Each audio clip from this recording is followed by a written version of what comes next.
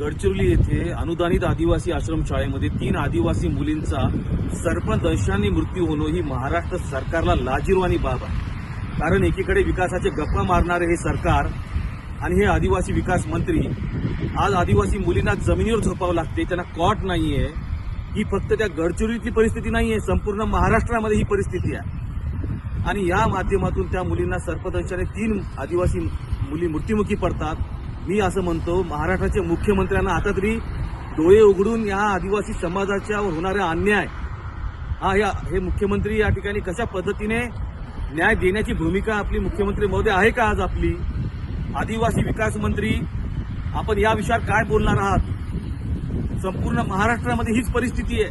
आज कुठेही गेलं तरी आदिवासी मुलींना झोपण्यासाठी कॉट नाहीये आणि अशा पद्धतीनं त्यांची सुरक्षा वाऱ्यावर या ठिकाणी ठेवणारे, मला असं वाटतं हे निर्लज्ज पद्धतीने हे वागत आहेत. हे याच्यापेक्षा लाजिरवाणी बाब नाहीये.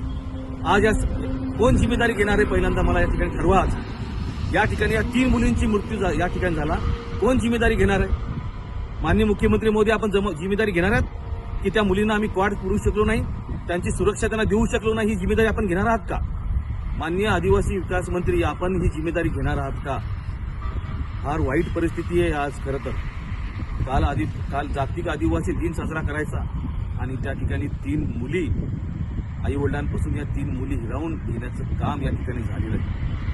रात्रीने या बाबतीमध्ये काय पाऊल घेणार आहात? पहिल्यांदा आदिवासी या ठिकाणी सरकार आणि आदिवासी विकास आयोगाने ठरवा. पहिल्यांदा फारच वाईट परिस्थिती निर्माण केलेली आहे, एवढं मला या ठिकाणी सांगा.